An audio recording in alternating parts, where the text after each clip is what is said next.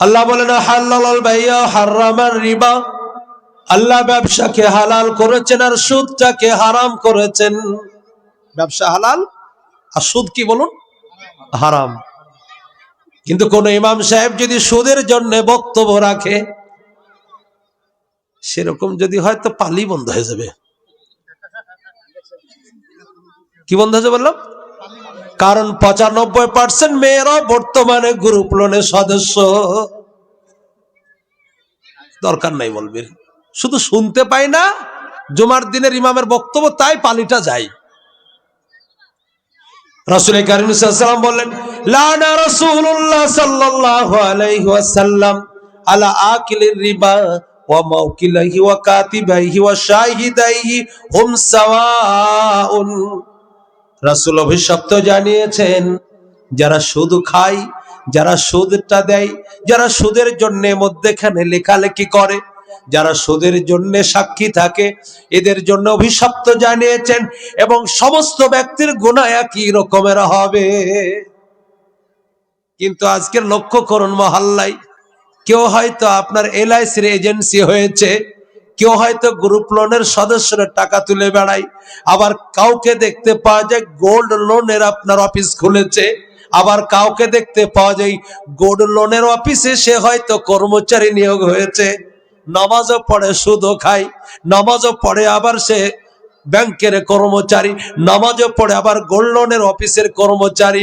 মুসলমান, আমার রাসূল বললেন, সত্যিকার যদি তুমি রাসূল কারীম সাল্লাল্লাহু আলাইহি ওয়াসাল্লামের কথার উপর বিশ্বাস রাখো, এমন একটা ভয়ঙ্কর গুনাহ যে কথাটা মৌলভী সাহেবরা বলতো বড্ড লজ্জা করে, বলতো বড় ভয় লাগে।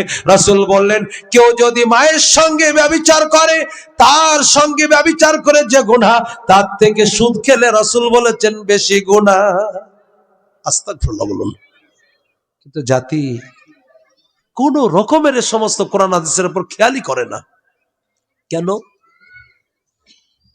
কে বড় লোক হয়ে গেল, 3 বছরে 3 তলা বাড়ি করেছে, আমাকে করতে হবে, আমাকেও আর্থিক কাঠামো বাড়াতে হবে। ভুল। আমার নবী বিশ্বনবী বললেন, আল মুজাহিদ মান জাহাদা নাফসাহু, সেই ব্যক্তি হচ্ছে প্রকৃত মুজাহিদ, যে ব্যক্তি নিজের অন্তরের সঙ্গে জিহাদ করে। নিজের অন্তরের সঙ্গে যে ব্যক্তি জিহাদ করে, মন চাইছে সকালবেলায় শীতের রাত্রিতে ফজরের নামাজ পড়তে যাব না, কিন্তু আমার রাসূল বলেছেন, মান গাদা ইলা সুক গাদা ইলা রায়াতি ইবলিস ওয়া মান গাদা ইলা সুবহি গাদা ইলা রায়াতি মান, যে ব্যক্তি সকালবেলায় উঠে ফজরের নামাজে না যে দুনিয়াবি কাজে বের হয়ে গেল, সে ব্যক্তি শয়তানের পতাকাটা উত্তোলন করলো। আর যে ব্যক্তি সকালবেলায় ফজরের নামাজের জন্য মসজিদে চলে গেল, রাসূল বলছেন ঈমানের ঝান্ডাটা উত্তোলন করলো। মন চাইছে আমি ঘুমাবো, কিন্তু রাসূলের কথার দিকে লক্ষ্য রেখে বলে, না, ঘুমানো হবে না, আবার রাসূল যেটা বলেছেন সেটাই করতে হবে। সঙ্গে সঙ্গে বিছানা ছেড়ে দিয়ে মসজিদমুখী হলেন। এই ব্যক্তি হচ্ছে সবথেকে বড় মুজাহিদ। নফসের সঙ্গে জিহাদ। বলে, আমার প্রয়োজন নেই ঘুমানোর, আমার বিছানা আরামের প্রয়োজন নেই, রাসূল যেটা বলেছেন সেটাই করতে হবে, নচেত আমি পূর্ণাঙ্গ মুমিন হতে পারবো না। কারণ আমার রাসূল বললেন, আল মুমিন লা ইউমিনু আহাদুকুম হাত্তা ইয়াকুনা হাওয়াহু তাবান লিমা জিতু বিহি। রাসূল বললেন, সেই ব্যক্তি 16 আনা মুমিন হতে পারবে না যতক্ষণ রাসূলের নিয়ে আসা শরীয়তের কাছে আত্মসমর্পণ না করবে। রাসূল যেটা বলেছেন তাকে প্রাধান্য দিতে হবে। মন চাইছে আপনার তাকে প্রাধান্য দেওয়া যাবে না। মন চাইছে আমিও 50 লক্ষ টাকা সুদে খাটাবো, প্রত্যেক বছর আমার 50 লক্ষ টাকা আমার অ্যাকাউন্টে বাড়তে হবে, কিন্তু আপনার সঙ্গে সঙ্গে নফসের সঙ্গে জিহাদ করলেন। আল্লাহ কোরআনে ব্যবসাকে হালাল করেছেন, সুদকে হারাম করেছেন, আমি আবার আল্লাহর কথা অমান্য করব না। যদিও মন চাইছে পারি আর আপনার 50 লাখ আপনার ইনকাম হবে, কিন্তু আল্লাহর কথাকে প্রাধান্য দিলেন, নিজের আপনার মন চাই জিন্দেগিকে প্রাধান্য দিলেন না। 16 আনা মুমিন হবেন, হালাল রুজি উপার্জন করবেন, রাসূল বলছেন জান্নাতে যার অধিকারী হবে। সুতরাং মা বোন, আপনাদের স্বার্থে বলছি, মা বোনদের অনুরোধ করছি, আবেদন করছি, বড় লজ্জার বিষয়, প্রত্যেকটা মহল্লায় এখন গ্রুপ লোনের সদস্য হয়েছে। আমাদের দেশের পুরুষরাও প্রকাশ্য সুদে টাকা লাগায় এবং সুদে বিভিন্ন ইনকামের লাইন খুলেছে, এটা করবা না বাবু। 1 টাকা হালাল ইনকাম করবে, 1 লক্ষ হারামের প্রয়োজন নেই। কারণ তুমি সুদে টাকা খাটাচ্ছ, লক্ষ লক্ষ টাকা ইনকাম হলো, বাড়ি হলো একটা 3 তলার বড় বাংলো হলো, সবে বাড়ি প্লাস্টার হয়ে রং হয়ে পুট্টি হয়ে টালি লাগিয়েছ, ইতিমধ্যে তোমার ক্যান্সার হয়ে গেল, তোমার কিছুদিন পর 2টো কিডনি তোমার ডাউন হয়ে মারা গেছ। সুদের টাকা ইনকাম করে ছেলের জন্য বাংলো বানিয়েছো, কিয়ামতের দিন তোমার ছেলে তোমার গুনাহ মাথায় নেবে না। কেন তোমার ছেলের জন্য নিজের ভবিষ্যৎ নষ্ট করছো? জাহান্নামে জ্বালানি কেন হবে? নিজে তুমি কেন তোমার পরকালটা অন্ধকার করবে? ছেলের জন্য ইনকাম করছো, কিয়ামতের দিন এর 1 চুল পরিমাণ ভাগীদার হবে না, সে নিতেই চাইবে না। বলে কেন আপনি সুদে টাকা খাটিয়েছেন? আপনাকে বলেছি নাকি? তা বলবে ভুল হচ্ছে। আল্লাহ যেন জাতিকে হেফাজত করুক, সকলে বলে আল্লাহুম্মা আমিন। আমার রাসূল বলেছেন, লা তাদখুলুল জান্নাতা জাসাদুন গুযিয়া বিহারাম। ওই শরীরের মাংস কখনো জান্নাতে যাবে না যে শরীরের মাংস হারাম মালের দ্বারা তৈরি হবে। ও মা বোন, তুমি যে হারাম ইনকাম উপার্জন করে সেই খাবার যে খাচ্ছ, সন্তান আদি তৈরি হবে, হারামের প্রতিক্রিয়া তার উপরে পড়বে, হারামের প্রভাব তার উপরে পড়বে। সুতরাং মা বোনদের অনুরোধ করছি, নিজেও তুমি সুদের সঙ্গে যুক্ত হবে না। স্বামী যদি এমন হারাম ইনকাম করে তাকেও বাধা দেবে। যেমন আমার দেশে কোন পুরুষ যদি পরকীয়া লিপ্ত হয়ে যায়, স্ত্রী যেমন তার সঙ্গে সব সময় ঝগড়া শুরু করে, সব সময় তার সঙ্গে সাংসারিক অশান্তি শুরু করে। মা বোন, বড় ভালো কথা যেন আমার স্বামী পরকীয়া লিপ্ত না হয়, ব্যভিচারে লিপ্ত না হয়, স্বামী যেন অন্য মহিলার সঙ্গে আসক্ত না হয়, এটা ভালো কথা। কিন্তু মা বোনদের এটাও বলবো, কোনোদিন তোমার স্বামী যেন হারাম ইনকাম না করে। লটারির টিকিট কেটে এলো, স্বামীর সঙ্গে ঝগড়া লাগিয়ে দাও যে কেন তুমি টিকিট কাটলে? সেদিন মুফতি জার্জিস যে বললো এটা হারাম, তোমার আমি ভাত রান্না করব না। কাউরির জমি থেকে বেগুন চুরি করে নিয়ে এসেছে, বলে কার জমির বেগুন? বলে বকিস না, রান্না কর। বলে আগে বলতে হবে। বলে বলবো না, কারণ না বলে বেগুন তুলে নিয়ে এসেছি। বলে তোমার এই বেগুন রান্না করব না, যদিও বাবার বাড়ি যেতে হয় তবু আমি তোমার এই হারাম মাল রান্না করব না। যেমন পরকীয়ার জন্য ঝামেলা করো, পরকীয়ার জন্য বাড়িতে অশান্তি, তেমন বাড়িতে হারাম মাল যদি প্রবেশ করে, ওই আমার মা বোন তোমাদের আবেদন করছে, স্বামীকে সংযত রাখো, স্বামীকে তা থেকে বাধা দাও, স্বামীকে তা থেকে বিরত রাখো। তুমি নিজেও হালাল খাবে, স্বামীও হালাল খাবে। দুনিয়াতে বিলাসিতা করলে পরকালও জানো জান্নাতে স্বামী স্ত্রী একসঙ্গে যেন যেতে পারো। সুতরাং মা বোনেরা অনেকটা স্বামীকে গুনাহ থেকে সেভ করতে পারবে। আল্লাহ যেন আমাদের প্রত্যেককেই সুদমুক্ত জীবন তৈরি করার, জীবন গড়া তৌফিক দান করুক। সকল মিলে আল্লাহুম্মা আমিন। বর্জন করবেন, ব্যাপক চালু হয়েছে। আর একটা হারাম ইনকাম সমাজে ব্যাপক। আমার নবী বিশ্বনবী বললেন, লানা রাসূলুল্লাহ সাল্লাল্লাহু আলাইহি ওয়াসাল্লাম আলা আকিলির রিব আলাল মুরতাশি ওয়াল আলার রাশি ওয়াল মুরতাশি। রাসূল অভিশপ্ত জানিয়েছেন, যারা ঘুষ দেয় এবং যারা ঘুষ খায়, কি বললাম? ঘুষ যারা দেয় তার উপর অভিশপ্ত, এবং ঘুষ যারা দেয় তার উপর অভিশপ্ত। কিন্তু সমাজে কোনো কাজ ঘুষবিহীন হয় না। হসপিটালে ঢুকবে, সেখানে গেটম্যান বলছে 20 টাকা দাও, ঢুকে দিচ্ছে। রোগী দেখতে যাবে, লজ্জার কথা, জমির দলিল দালাল কিচ্ছু নেই, টাকা মারলে রেকর্ড হয়ে যাবে। বলছে কোন রকমের কোন জিনিস বাধা নেই, টাকা হলেই। মানে এতটাই বর্তমানে ঘুষ সমাজে চালু হয়েছে প্রত্যেকটা বিষয়। আল্লাহ যেন আমাদের সকলকে হেফাজত করে, সকল মিলে আল্লাহুম্মা আমিন। বিশেষ করে জমি জায়গাকে কেন্দ্র করে যারা আমরা বিভিন্ন অফিসে থাকি, এই গুনার মধ্যে লিপ্ত, বড় ভয়ঙ্কর একটা জায়গা।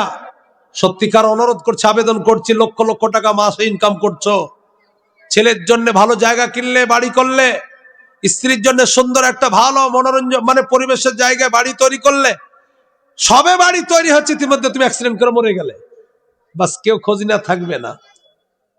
আমাদের মনে পড়ে কিছু কিছু ব্যক্তির কথা। আমাদের একটা খুব পরিচিত মানুষ, আনিসুর ভাই, মির্জাপুরে বাড়ি ছিল, হাটে উঠেছিলেন, মধ্যে মধ্যে মাদ্রাসায় যেতেন, ব্যাকগ্রাউন্ড যতই খারাপ থাকুক, আমাদের সঙ্গে যতদিন পরিচয় জলিলিয়া মাদ্রাসায় যেত, আলেমুল আমাদেরকে ভালোবাসতো। হঠাৎ বড় হাতে অ্যাক্সিডেন্ট করে মারা যায়নি, বেশ মোটা অঙ্কের টাকার মালিক হয়েছিল, সত্যিকার অ্যাক্সিডেন্ট করে মারা গেল। 2-4 দিন স্ত্রী কানলো, ছেলেরা কানলো, বাস এখন আপন সব ভুলে গেছে। কিন্তু যে কদিন থাকবেন সে কদিন আপনার একটু খুব আদর কদর হবে, কিন্তু চলে যাবেন কেউ মনে রাখবে না রে বাবা। ঘুষ নিয়ে তুমি আজকের সম্পদ বানাচ্ছ, একটু সাবধান হবে। রাসূল বলেছেন মান আকাল হালালান, যে ব্যক্তি হালাল খাবে। সুতরাং এই ঘুষ থেকেও পরহেজ করবে ইনশাআল্লাহ। এটা একটা ভয়ঙ্কর মহামারী এক সমাজে গোলাচাল হয়েছে। 3 নম্বর, আমাদের সমাজে জমি জায়গাকে কেন্দ্র করে একটা হারাম কাজ চালু হয়েছে। মুসলিম শরীফের রাওয়াত, রাসূল বললেন যদি কোনো ব্যক্তি অপরের জমি মাত্র 1 বিঘ, কবিক বললাম শিবরাম হাদিসের ভাষায় 1 বালিস্ত, 1 বিঘ যদি কেউ অপরের জমি ভোগ করে, রাসূল বলেছেন কিয়ামতের দিন তার ঘাড়ের উপরে আল্লাহ 7 জমিন বরাবর মাটি চাপে দেবেন, যেটা তোলা সম্ভব হবে না, আপনার ক্ষমতার বাইরে হয়ে যাবে। এই প্রসঙ্গে একটা ছোট্ট ঘটনা শোনাই। কোন একটা জায়গা মসজিদের প্রয়োজন, বাদশাহ মসজিদ করার জন্য জায়গা খোঁজাখুঁজি করে বেড়াচ্ছেন। হঠাৎ একটা জায়গা ফাঁকা দেখেছেন, বাদশাহ জানতে চাইলো জায়গাটা কার।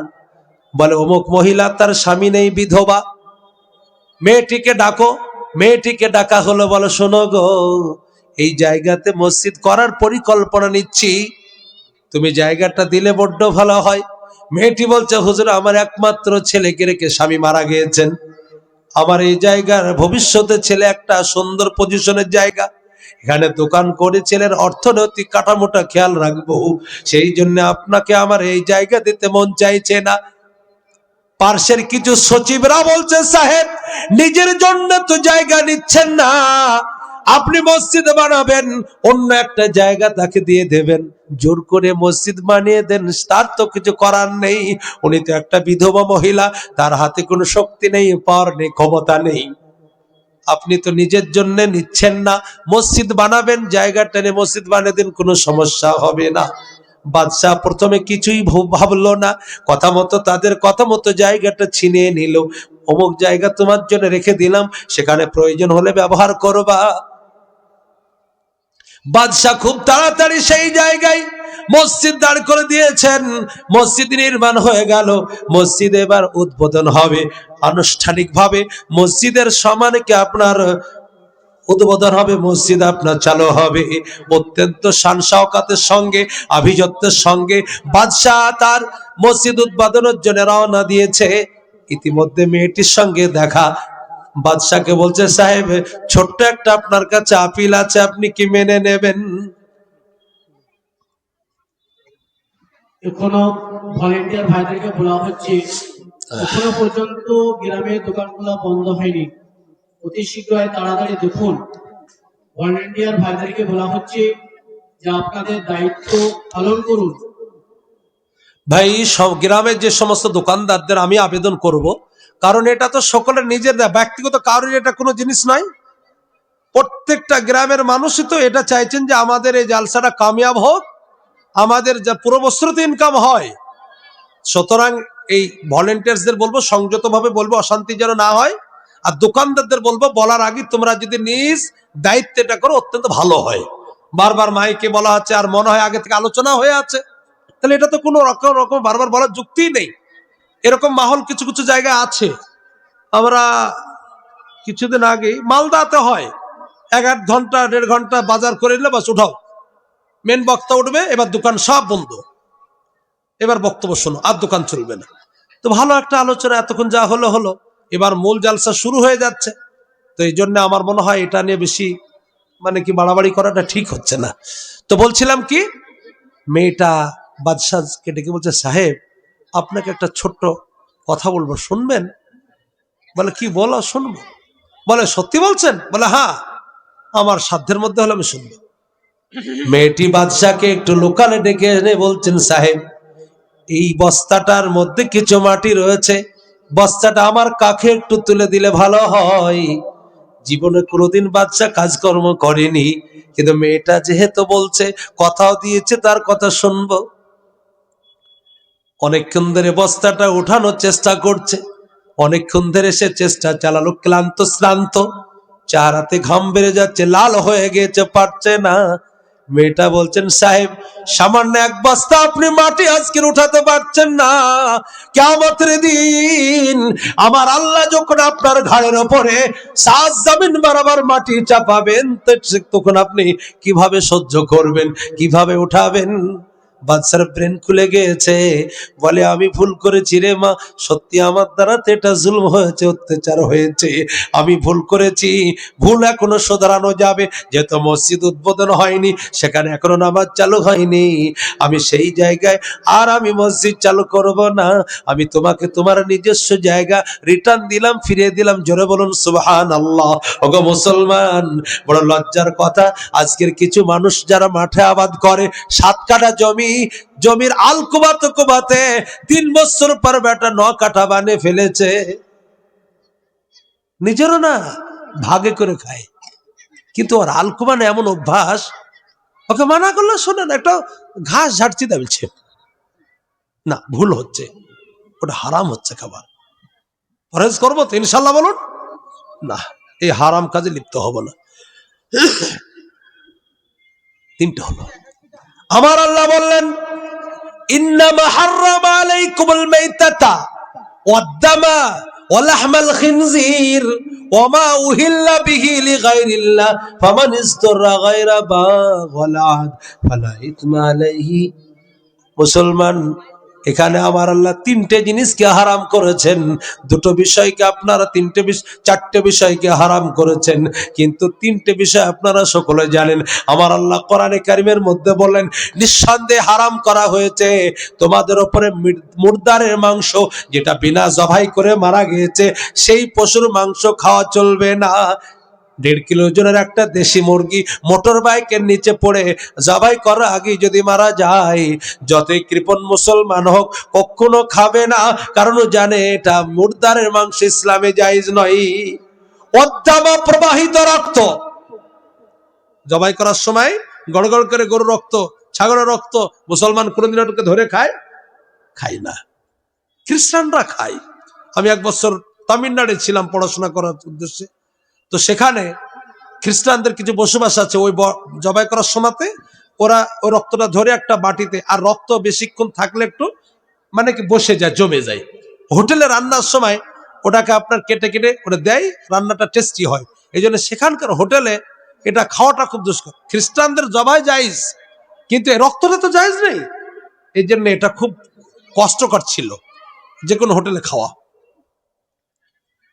আমার মুসলমান কখনো প্রবাহিত রক্ত খায় না। 3 নম্বর লাহমাল খিনজির, শুকরের মাংস মুসলমান জানে খায় না। কিন্তু 4 নম্বর বিষয়টা মুসলমান ভালো করে শুনবেন, ওমা উহিল্লা বিহি লিগাইরিল্লাহ, যে পশুকে আল্লাহ ছাড়া অন্য কাউরির নামে জবাই করা হয়েছে বা অন্য কাউরির নামে মান্যত মেনে জবাই করা হয়েছে। মা বোনদের স্বার্থে বিশেষ করে বলছি, মান্যত মানতে মন চাইলে আল্লাহর জন্য মান্যত করবে, কোন রকমের কোন পীরের জন্য নয়, কবরের জন্য নয়, দরগার জন্য নয়। যেমন অনেকদিন আপনাদের শুনিয়েছি, মান্যত শুধু আল্লাহর জন্য চলবে। কোরআনে কারিমে আমার আল্লাহ বললেন, ইসকালাত ইমরাত ইমরান রব্বি নাযারতু লাক মা ফি বাতনি মুহাররারা ফাতাকাব্বাল মিন্নি ইন্নাকা আনতাস সামিউল আলিম। ইমরানের স্ত্রী মরিয়মের আম্মা জান, যে মেয়েটির নাম হচ্ছে হিনা, তিনি বললেন, হে আমার প্রভু, ওগো আমার মাবুদ, ওগো আমার লালন পালনকারী, নাযারতু লাক, আমি তোমার জন্য মান্যত মানলাম, মা ফি বাতনি, আমার গর্ভে যেটা জন্ম নেবে, পুত্র সন্তান হোক বা কন্যা সন্তান হোক, মুহাররারা লাক, আল্লাহ তোমার রাস্তার জন্য স্বাধীন করে দিব, নিজের কাজের জন্য তাকে রাখবো না, বাইতুল মাকদিসের জন্য আমি তাকে দিয়ে দেব। ফাতাকাব্বাল মিন্নি ওগো আমার আল্লাহ, আমার পক্ষ থেকে মান্যতটাকে তুমি কবুল করে নাও। ইন্নাকা আনতাস সামিউল আলিম, নিঃসন্দেহে তুমি আমার মান্যতের ভাষাগুলো শুনতে পাচ্ছ, মনের বাসনাকে বুঝতে পারছো। ওরে মুসলমান, এই আয়াতের দ্বারা স্পষ্ট হযরত মরিয়মের আম্মা জান মান্যত মেনেছিলেন আল্লাহর জন্য। যেমন বাংলাতে বলা হয় শুধুমাত্র তোমার জন্য, ইংরেজিতে বলা হয় অনলি ফর ইউ, আরবিতে বলা হয় লাক। আমার আল্লাহ রাব্বুল আলামিনের কোরআনে বলা হয়েছে নাযারতুল লাক, তোমার জন্যই মান্যত মানলাম। মা বোনদের স্বার্থে বলছি, মন চাইছে মান্যত আল্লাহর জন্য মানবে, অন্য কোনো বস্তুর জন্য মানবে না। আয় আল্লাহ, আমার সন্তান অসুস্থ, সুস্থ করে দাও, দুটো রোজা রাখবো ইবাদত। আয় আল্লাহ, আমার ছেলে অসুস্থ, সুস্থ করে দাও, দুটো আমি 2 রাকাত নামাজ পড়বো ইবাদত। আয় আল্লাহ, আমার আব্বা অসুস্থ, সুস্থতা দান করো, মসজিদে 2টো ফ্যান দিব ইবাদত। সমস্যা নেই। কিন্তু এরকম না বলে মাজারে যে বলছেন আমার সন্তান হলে আমি একটা কালো খাসি দিব, দাতা বাবা, লাইন খারাপ, একদম খারাপ। আর এই পশুর মাংস খাওয়াটা বলুন হারাম। যেমন শুকরের মাংস হারাম আল্লাহ কোরআনে বললেন, যেমন প্রবাহিত হারাম রক্ত বললেন, মুর্দারের মাংস যেমন হারাম বললেন, এটাও হারাম। এটা বর্জন করবেন ইনশাআল্লাহ। বলুন আর একটা শুনুন, আমার আল্লাহ বলেন ইন্নামাল খামর, এই আয়াত অনেকবার পড়েছি, আমার মুখ থেকে একাধিকবার শুনেছেন, আবারও রিপিট করছে। ইন্নামাল খামর ওয়াল মাইসির ওয়াল আনসাব ওয়াল আজলাম রিজসুম মিন আমালিশ শাইতান ফাসতানিবু লাআল্লাকুম তুফলিহুন। আল্লাহ বলেন নিঃসন্দেহে মদ পান করা, জুয়া খেলা, লটারির টিকিট কেটে ইনকাম করা বা টিকিট কেটে টাকা কামানো, আল্লাহ ছাড়া অন্য কোনো বস্তুর পুজো করা শয়তানের কাজের থেকে জঘন্যতম, সব হারাম। মদ, এটা তো সব মুসলমানে জানে মদ হারাম, কিন্তু তারপরও মুসলমান জাতিকে থেকে বিরত রাখা যাচ্ছে না।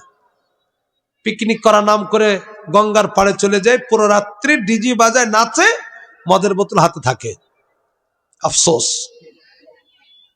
1 জানুয়ারিকে কেন্দ্র করে ফুর্তি করে, হাতে মদের বোতল থাকে। লালবাগ মতিঝিল পার্কে পিকনিক করতে যাচ্ছে, মদের বোতল, আবার টাটা সুমো ছাদও বেঁধে নিচ্ছে। কি বলবেন জাতিকে? মাইসির, জুয়া খেলা, জুয়া খেলে টাকা ইনকাম হারাম। আজলাম, লটারির টিকিটের ব্যবসা করা। রাগ হবে আপনাদের, আমি জানছি, অনেকে ব্যবসায় যুক্ত আছেন, কিন্তু বলতে হবে, কিয়ামতের দিন হিসাবও লাগতে পারে, কেন বলেননি? এই জন্য লটারির টিকিটের ব্যবসা আর লটারির টিকিট কাটা দুটোই হারাম। এ থেকে যে ইনকাম, এটা খাওয়া হারাম। জান্নাতে যদি যেতে চাও, লটারির টিকিটের ব্যবসা ছাড়ো, লটারির টিকিট কাটা ছাড়ো। রাসূল বলেছেন মান আকালা হালালান, যে ব্যক্তি হালাল খাবে তবেই জান্নাতে যাবে। ব্যাপক। আগে বহরমপুর বাস স্ট্যান্ডে বিক্রি হতো, তারপরে এলো বড়ুয়াতে, তারপরে এলো মহেশপুর মোড়ে, এখন গ্রামেও লটারির টিকিটের টেবিল বসছে। যত মৌলবীরা বক্তব্য করছে, বলবি বল না, আমরা আপন নিয়মে চালিয়ে যাব, কিছু কাজ নেই। আর কেন যে কাজ হয় না, আমরাও বলি জালসা, আমরা জাতির কিছু উপকার হোক এই জন্য তো বলি না। আমরা এমন বক্তব্য করবো, কাটাগাছির মানুষেরা খুব সুনাম করে, সুদের জন্য বললে মানুষ রাখবে, বলবো না। আব্দুল কাদের জিলানীর ঘটনা বলবো তা ভাবি না। লটারির টিকিটের ব্যবসা করবেন না। চায়ের দোকান খুলুন, 10 টাকা আপনি ডেলি ইনকাম হোক না, কষ্ট পান, একটু কষ্ট করে দুনিয়াতে টিকবেন, পরে তো ইনশাল্লাহ আপনাকে জান্নাত দিবে আল্লাহ। আর কষ্ট করে আজকের না ইনকাম করে হারাম ভাবে আরাম ইনকাম করলেন, হঠাৎ কাল মৃত্যু হয়ে গেল, লাইন খারাপ, কবরে এবার জাহান্নামের খিড়কি খুলে দেওয়া হবে। সুতরাং লটারির টিকিটের ব্যবসা করবা না, লটারির টিকিটও কাটবে না। মাইসির, জুয়া খেলা, মুসলমানদের তো এটা একটা ইনকাম সোর্স। এখন আবার বেলডাঙ্গার মুসলমান অনলাইনে জুয়া খেলা শুরু করেছে, অনলাইনে লক্ষ লক্ষ টাকা একই রাত্রিতে তার অ্যাকাউন্ট থেকে ফিনিশ। ঠিক না ভুল বলছি বলুন? লাখ লাখ টাকা। আরে বড়ুয়ার একটা সে মার্কাজের সমাজের ছেলে, স্করপিও গাড়ি, 57 লক্ষ টাকার বাড়ি, অবাক, সব শেষ, বোম্বাই পরে গাড়ি চালাচ্ছে, নিজস্ব গাড়ি, নিজস্ব বাড়ি, সব বিলীন। তবেই তো কোরআন বলেছে শয়তানের কাজের থেকে জঘন্যতম। সুতরাং জুয়া খেলা থেকেও পরহেজ করুন। আল্লাহ যেন জাতিকে হালাল রুজি খাওয়া তৌফিক দান করে, সকল বলে আল্লাহুম্মা আমিন। তো আপনাদেরকে বলছিলাম, মান আকালা হালালান, জান্নাতে যাওয়ার জন্য 1 নম্বর শর্ত, যে ব্যক্তি হালাল খাবে। আরো কিছু হারাম আমাদের সমাজে চালু আছে, বলি মনে কিছু করেন না, কারণ আমি কাটাগাছিতে বক্তা হিসেবে বক্তব্য করি না, আমি এখানে কিছু প্রয়োজনীয় কথা বলার জন্য আসি। সুতরাং আমার বক্তব্যতে একটু চটে গেলেও কিছু করার নেই। কি আর একটা হারাম আছে বলি, সারের দোকানদারের কাছে গিয়েছে, বলেছে ধান লাগাবো সামনে, চৈতে ধানে কিছু সার দিতে পারবা ভাই? টাকার খুব অভাব, ধান হলে দিয়ে দিব। দোকানদাররা তো কিছু কাস্টমারকে তো ধার দিতেই হবে, সবাইকে দিচ্ছে, তোকে দিব না কেন? ঠিক আছে নিয়ে যা। 2 বিঘে ধান লাগিয়েছে, মোটামুটি 1010 টাকারও সার বাকি নিয়েছে, ধান উঠে গেছে। এবার ও ধান ভালো হয়েছে, ধান বিক্রি করে মোটামুটি ক্যাশও পেয়ে গেছে, কিন্তু টাকা দোকান আসছে না। হঠাৎ রাস্তায় দেখা, বলে ভাই এই সামনে মহাজনের দোকানে হালকা টাকা গেল, কিছু দিও। ঠিক আছে দিব, মানে চোখ ঘুরিয়ে কথা বলছে ও। লিয়ার সময়তে কিন্তু খুব মুখের অশ্লীল ওর। ঠিক আছে দিব তো বলছে। পরের দিন সকালবেলায় যে 500 টাকা 2টা নোট 1000 টাকা লেও রাখো তো বলছে, তোমার যে মেলা টাকা বাকি আছে গো, 10,000 টাকা কি দিচ্ছি, তুমি আমাকে ভিক্ষে দিচ্ছ নাকি? বলে বকিস না, যেমন যেমন সার লিয়েছি তেমন তেমন টাকা দিব তো বলছে। এবার